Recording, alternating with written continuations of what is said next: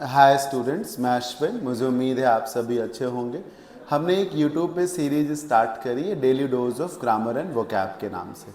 इसमें हम 10 miscellaneous questions को चूज़ करते हैं, कुछ ग्रामर के और कुछ वोकैब के। हमारी ये कोशिश रहती है कि जो भी हम क्वेश्चंस चूज़ करें वो स्टैंडर्ड लेवल के हों, अच्छे हों, ताकि एग्ज़ाम में जो अच्छे क्वेश्चंस आपसे फंस जाते हैं वो फंसने बंद हो जाए। ये इस सीरीज़ का सेशन नंबर 7 है। आइए आज की क्लास को स्टार्ट करते हैं।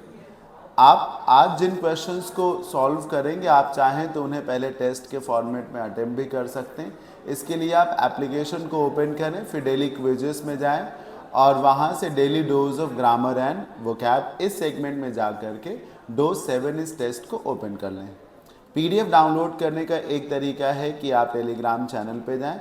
दूसरा, आप एप्लीकेशन में पीडीएफ नोट्स में फिर उसके आगे daily dose of grammar and vocab एक सेगमेंट होगा, उससे डोज 7 को आप डाउनलोड कर सकते हैं।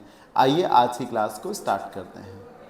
पहला जो क्वेश्चन है फिल इन द ब्लैंक से है, पढ़ते हैं। Only the brave deserve the fair, flair, fair और ये फ्लेयर। ध्यान से देखिएगा, ये जो फ्लेयर है ये फ्लेम के लिए इस्तेमाल होता है, आग के लिए, लपट के लिए इस्तेमाल होता है।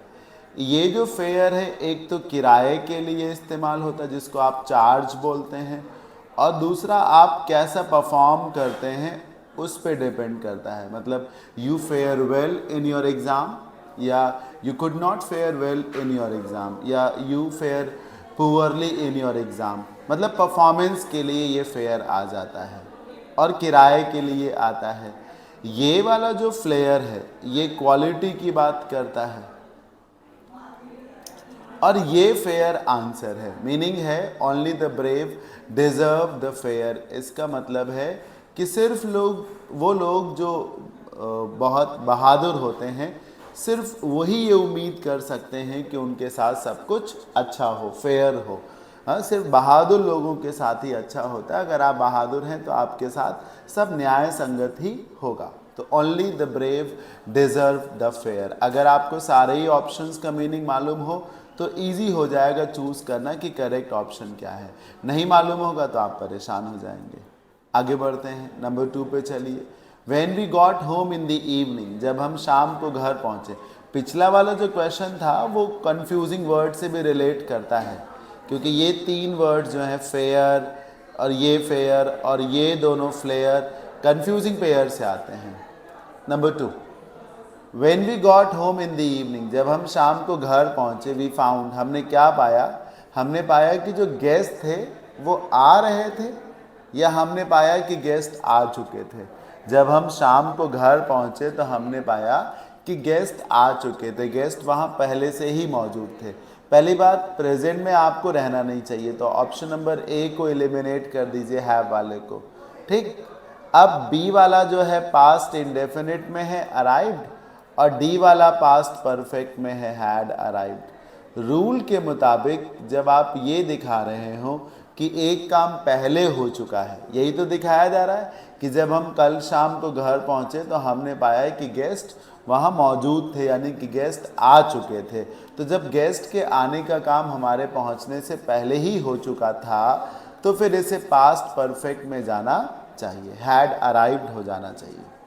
नंबर 3, ही एसेंट्रिकली, अच्छा क्वेश्चन है, बहुत अच्छा क्वेश्चन है। He eccentrically tends to differ, agree. Tends बनता है सर टेंडेंसी से। टेंडेंसी मतलब स्वभाव जिसको कह सकते हैं। जब आप टेंड होके कोई काम करते हैं, ये वर्ब है, ये नाउन है, तो आप घूम फिर के उस काम को करते ही करते हैं।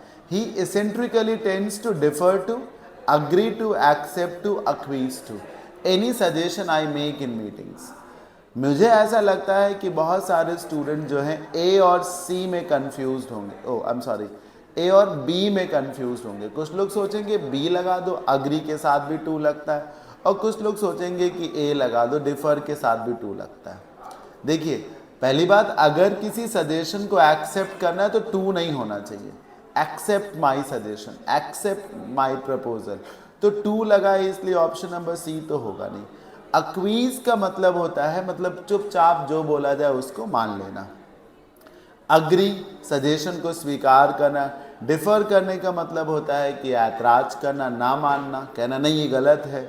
अब ध्यान से देखिए सर, अग्री क्यों नहीं होगा, डिफर क्यों होगा, ये आंसर है। पर अग्री क्यों नहीं होगा, ये क्यों नहीं बोल सकते कि मीटिंग में मैं जो भी सजेशंस देता हूँ वो तुरंत हाँ कर लेता, अग्री कर जाता है, ये भी तो हो सकता है। लेकिन डिफर ही क्यों होगा, वो विरोध में ही क्यों जाता है? इसका जवाब है ये वर्ड, ये जो वर्ड इसेंट्रिकली है, इसेंट्रिक होने का मतलब होता है आप सनकी हैं, एक तरीके से लॉजिक के साथ नहीं चलते हैं। अब आप समझिए, अगर कोई बेतुकी बात कर रहा है और सनकी तरीके से पेश आ रहा है तो आपके सजेशंस को वो मानेगा थोड़ी ना, उल्टा आपके सजेशंस को बिना सुने बिना समझे मना कर देगा। तो ये जो वर्ड इसेंट्रिकली है, इसकी वजह से डिफर को एक एज मिल जाती है और यही आंसर हो जाएगा। आगे बढ़ते हैं, moving on. Number 4, in his attempt to, ये वो क्या आपका क्वेश्चन है। इन हिज अटेम्प्ट मतलब अपने प्रयास में, किस प्रयास में? The condition of the poor people in slums, झोपड़पट्टियों में, मलिन गरीब बस्तियों में जो गरीब लोग रहते हैं उनकी कंडीशंस की बात हो रही। ही फाउंड, उसने क्या पाया? दैट दे नीडेड, कि उनको चाहिए क्या? द एड ऑफ वेल्दी बेनिफैक्टर्स, बेनिफैक्टर्स बोलते हैं सर डोनर्स को, वो लोग जो पैसे से मदद करते हैं, और एड मतलब होता है हेल्प, मॉनेटरी हेल्प बेसिकली। तो उसने पाया कि ऐसे लोगों को जो बहुत गरीब हैं उन्हें अमीर दाताओं की, अमीर दानकर्ताओं की मदद की बहुत सख्त ज़रूरत है। तो ये उसने कब पाया? देखिए, एक्सट्रिकेट का मतलब होता है किसी को फ्री करना, कोई कहीं फंसा हो, जैसे कि कोई तितली है और मकड़ी के जाले में फंस गई, आपने देखा तो आपने तुरंत उसको फ्री कर दिया। एक्सट्रिकेट करना, या मान लीजिए आपको ही कांटे लग गए थे तो आपने अपने कांटे जो आपकी शर्ट में लग गए थे वो आपने हटा दिए, तो अपने आप को आपने एक्सट्रिकेट कर लिया, तो फ्री कर दिया, आज़ाद कर दिया। इवैल्यूएट का मतलब समीक्षा करना है। डिलीनिएट का मतलब होता है विस्तार से बताना, एक्सप्लेन इन डिटेल, डिलीनिएट करने का मतलब होता है। और एमेलियोरेट मतलब होता है चीज़ों को सुधारना, चीज़ों को सुधारना, इम्प्रूव करना। और इवैल्यूएट का मतलब होता है ये आकलन करना कि क्या सही रहेगा, एक तरीके से जज करना, असेस करना क्या उचित रहेगा। तो आप सोचिए, जब उसने इस बात का पता लगाने की कोशिश करी कि जो कंडीशंस हैं पुअर की वो कैसी हैं, हाँ, और पुअर की कंडीशंस स्लम्स में कैसी है ये तो सभी जानते हैं, उसने ये पाया कि वेल्दी बेनिफैक्टर्स के डोनेशन की बहुत ज़्यादा ज़रूरत है उसको। तो क्या ये उसका अटेम्प्ट था कि वो अंदाज़ा लगा सके कि स्लम्स में गरीबों की क्या हालत है, या फिर ये उसका अटेम्प्ट था कि वो उनकी फाइनेंशियल कंडीशंस को इम्प्रूव कराने में कोई हेल्प करे? तो सही आंसर है ऑप्शन नंबर सी, एमेलियोरेट करना, जिसका मतलब होता है चीज़ों को सुधारना, उन्हें इम्प्रूव करना या बेटर करना, जिसको कहा जा सकता है। Number 5, the reason for his failure is because he did not work hard. इस पर्टिकुलर क्वेश्चन को जो स्टूडेंट नहीं कर पा रहे हैं वो मेरी जो दूसरी सीरीज़ है golden rules of English grammar की, उसके रूल नंबर 3 या 4 को देखें, मिल जाएगा। द रीज़न के साथ आगे की क्लॉज को जोड़ने के लिए दैट लगाया जाता है, ना कि बिकॉज। बिकॉज नहीं आएगा क्योंकि बिकॉज के लिए द रीज़न आ तो गया है, बिकॉज से रीज़न पता चलता और रीज़न आ गया है। द रीज़न के साथ जब दूसरे सेगमेंट को, दूसरे क्लॉज को ऐड करते हैं तो कनेक्टर के तौर पे किसको लगाते हैं? दैट को लगाते हैं। तो बिकॉज के प्लेस पे दैट लगा दीजिए। Number 6, India is larger than any democracy in the world. ये जो लार्जर दैन है ये कंपेरेटिव डिग्री है। रूल, हाँ, लार्जर दैन कंपेरेटिव डिग्री है। रूल के मुताबिक पॉजिटिव और कंपेरेटिव डिग्री में दूसरी तरफ अदर या एल्स का होना ज़रूरी होता है। तो ये जो एनी डेमोक्रेसी आप लिख रहे हैं या लिखे हैं, इसकी जगह आपको लिखना चाहिए एनी अदर डेमोक्रेसी। क्या लिखना चाहिए सर? एनी अदर डेमोक्रेसी, क्योंकि दुनिया में जितनी भी डेमोक्रेसीज हैं उनमें से एक इंडिया भी है। तो इंडिया को छोड़ के जो बाकी कोई भी डेमोक्रेसी हो, हिंदुस्तान दुनिया की किसी भी अन्य डेमोक्रेसी से ज़्यादा बड़ा है एक तरीके से। So India is larger than any other democracy in the world. Number 7, I expect every player here to be conversant. So ये जो कन्वर्सेंट है, आपको यही तो बताना है कि प्रेपोजिशन कौन सा लगेगा। तो पहली बात सर, कन्वर्सेंट का मीनिंग समझ लीजिए, इसका मतलब होता है फेमिलियर होना, हाँ, जानकार होना। अच्छा ये बताइए, फेमिलियर अपने साथ कौन सा प्रेपोजिशन लगाता है? विद लगाता है। फेमिलियर क्या करता है? विद लगाता है। सर कन्वर्सेंट भी विद लगाता है, याद रखिएगा इस बात को। जिस प्रकार फेमिलियर विद होता है वैसे कन्वर्सेंट विद होता है। फेमिलियर का मीनिंग है परिचित होना, कन्वर्सेंट का मीनिंग भी है परिचित होना। मैं बताना चाहूँगा हमारी एक और सीरीज़ है यूट्यूब पर, वर्ड ऑफ द डे। आज की तारीख में इसके 100 से भी ज़्यादा सेशंस हो चुके हैं। एक सेशन में मैंने इसी में कन्वर्सेंट वर्ड को पढ़ाया है, मीनिंग भी बताया है, प्रेपोजिशन का लॉजिक भी बताया है। उस सेशन को आप अटेंड कर सकते हैं। मैं तो चाहूँगा कि आप पूरी सीरीज़ को ही ध्यान से, शेड्यूल से देखें। तो to be conversant with the rules of game, मैं चाहता हूँ कि हर एक प्लेयर गेम के रूल्स को जानता हो। To be conversant with. Number 8, we can not trust a man, हम एक ऐसे व्यक्ति पे भरोसा नहीं कर सकते। कैसे व्यक्ति पे? जो दूसरों के साथ फास्ट एंड लूज करता हो।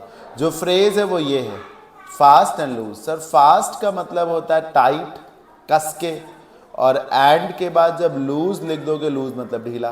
फास्ट एंड लूज का मतलब होता है कभी आप बहुत ही मजबूती से कहते हैं कि हाँ, और फिर दोबारा आप कहते हैं ना। मतलब कभी आपको लगता है कि डिसीजन आपने ले लिया है, और कभी लगता है कि आपने डिसीजन नहीं लिया है। तो इसको कहते हैं क्या? Fast and loose. Option number C हो जाएगा,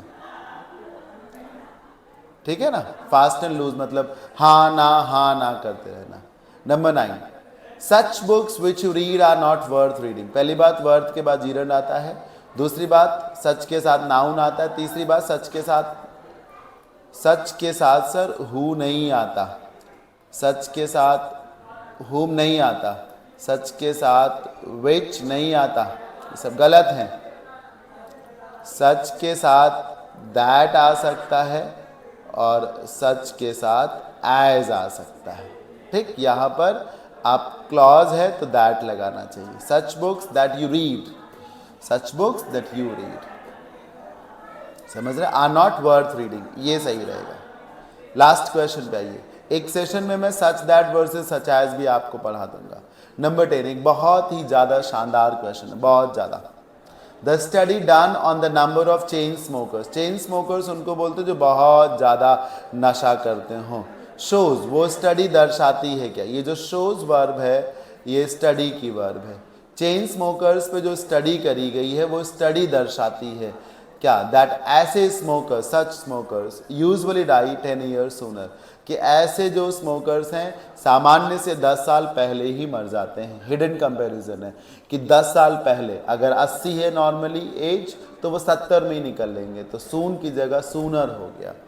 देखिए सर, हमें जितना पढ़ाया जाता है या जितना हम सोचते हैं या सीखते हैं वो ये कि हमको ये बताया जाता है कि जैसे आर नंबर ऑफ आया तो हम भाई प्लूरल वर्ब लगा देंगे, और ये बताया जाता है कि अगर दा नंबर आया तो हम सिंगुलर वर्ब लगा देते हैं। हम अक्सर ये नहीं सीखते कि ऐसा भी हो सकता है कि सेंटेंस में आ नंबर दिया हो और वो रॉन्ग हो, दा नंबर होना चाहिए, या दा नंबर ऑफ दिया हो और वो रॉन्ग हो, आ नंबर होना चाहिए, जैसा कि यहाँ हुआ।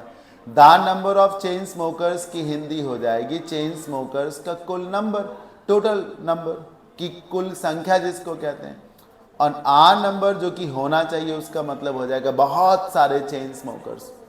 मीनिंग ये थोड़ी ना आएगा कि चेन स्मोकर्स की कुल संख्या जिस पर स्टडी करी गई है, चेन स्मोकर्स की कुल संख्या जिस पर स्टडी करी गई है, बल्कि सही होगा टू से बहुत सारे चेन स्मोकर्स जिन पर स्टडी करी गई है, या एक स्टडी करी गई है बहुत सारे चेन स्मोकर्स पर। जब आप बहुत सारे बोल रहे हैं तो वो आ नंबर ऑफ के साथ है। ध्यान से समझिएगा कि अक्सर लोग आ नंबर और दा नंबर में ये नहीं गौर करते हैं कि यहाँ आ नंबर नहीं आएगा दा नंबर आएगा, या दा नंबर नहीं आएगा आ नंबर आएगा, सिर्फ वर्ब के बारे में विचार करते हैं। मैंने आ नंबर और दा नंबर को पढ़ाया है यूट्यूब पर, ग्रामर वाली प्लेलिस्ट में जाइएगा तो ज़रूर मिल जाएगा आप सभी को। यहीं से सर सेशन ओवर हो जाता है। कैसा लगा मुझे ज़रूर बताइएगा। किसी क्वेश्चन में अगर डाउट रह गया हो तो इस नंबर पे आप व्हाट्सएप करिएगा, मैं ज़रूर एक्सप्लेन करूँगा आप सभी को। ऑफलाइन क्लासेस जिन लोगों को करनी हो मेरे से English grammar vocab and comprehension की फॉर ऑल वनडे एग्जाम्स, तो मैं आलमबाग लखनऊ में फिनिक्स मॉल के पास पढ़ाता हूँ। ये कॉन्टैक्ट नंबर है, ज़रूर विजिट कर सकते हैं। कोई डाउट हो तो भी इसी नंबर पर आप व्हाट्सएप करें। अभी के लिए इतना ही। थैंक यू सो मच, मिलते हैं नेक्स्ट सेशन में।